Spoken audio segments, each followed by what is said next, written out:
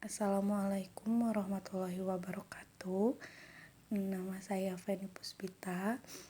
Sebelumnya mohon maaf Ibu suaranya seperti ini karena lagi batuk. Nah di sini saya akan menjelaskan untuk yang pertama mengenai kontrol hipofisis atau hipotalamus, organ reproduksi terhadap fisiologi sistem reproduksi wanita. Di sini di atas sudah tertera ada organ reproduksi wanita dan pria. Nah, untuk pengaturan hormonalnya sendiri untuk organ reproduksi baik pria maupun wanita, yang pertama diawali oleh sekresi dari hipotalamus, yaitu sekresi hormon GnRH atau gonadotropin releasing hormone. Lalu dari sekresi hormon gonadotropin ini akan merangsang sel hipofisis anterior atau anterior pituitary mensekresikan hormon LH dan FSH. Nah, untuk hormon FSH sendiri seperti namanya ya, follicle stimulating hormone. Nah, hormon ini berfungsi sebagai hormon untuk pematangan dari folikel. Nah, folikel yang sudah matang akan dikeluarkan oleh ovum atau ovari. Nah, kemudian folikel ini akan menjadi corpus luteum dan dipertahankan untuk waktu tertentu oleh LH. Nah, jadi di sini LH dan FSH bekerja sama untuk pematangan folikel. Nah, untuk folikel yang matang ini nanti dilepaskan oleh ovum dan dari ovarium. Lalu dari ovarium sendiri diproduksi estrogen dan progesteron. Untuk estrogen dan progesteron sendiri di sini merupakan hormon yang paling utama dalam organ reproduksi wanita. Karena di sini mempunyai peranan penting. Untuk estrogennya sendiri berfungsi sebagai persiapan atau pembentukan fungsi wanita secara khusus seperti untuk terjadinya kehamilan, lalu pertumbuhan payudara dan panggul. Nah, untuk progesteronnya berfungsi sebagai pertahanan ketebalan endometrium sehingga dapat menerima implantasi zigot. Nah, lalu estrogen dan progesteron sendiri berkembang atau meningkat di uterus. Nah, untuk pengaturan hormonal hipofisis untuk organ reproduksi ini biasanya terjadi pada hari ke-12 sampai 14 pada wanita. Nah, untuk selanjutnya di sini saya akan menjelaskan mengenai peran prenatal diagnostik dalam deteksi dini kehamilan dan janin. Di sini sudah ada pathway mengenai kehamilan.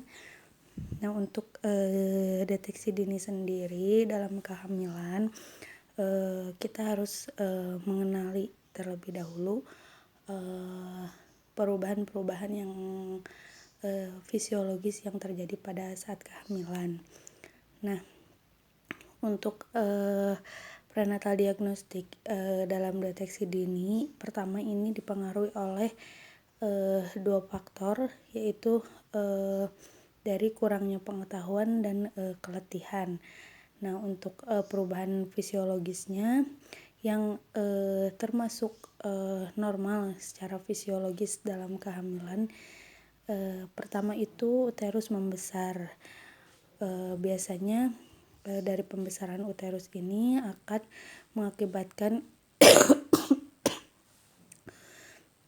desakan pembesaran rahim dan terdesaknya diafragma ke atas.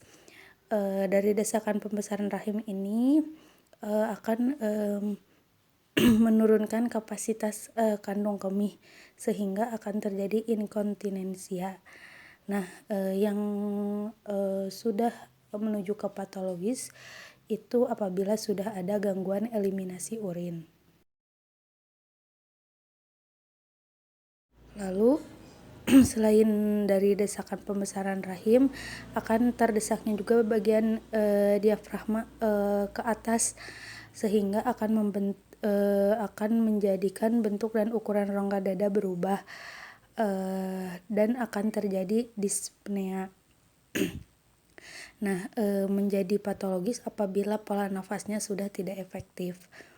Lalu terjadi hemokonsentrasi atau darah ibu dibagi untuk ibu dan plasenta. Nah, karena ada pembagian untuk ibu dan plasenta ini akan mengakibatkan penurunan Hb atau pseudoanemia. Nah, ini tuh atau disebut juga hemodilusi. Nah, itu biasanya fisiologis apalagi pada saat trimester 2 dan akan menjadi patologis apabila sudah terjadi perforasi jaringan tidak efektif.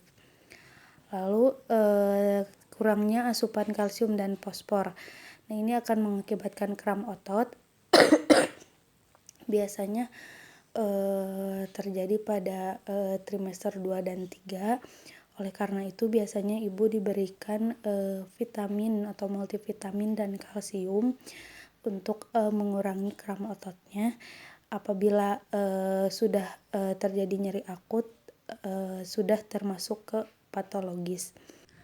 Lalu selain itu untuk prenatal diagnostik dalam deteksi kehamilan dan janin sendiri harus dilakukan pemeriksaan ANC yang teratur dan persiapan untuk proses melahirkan.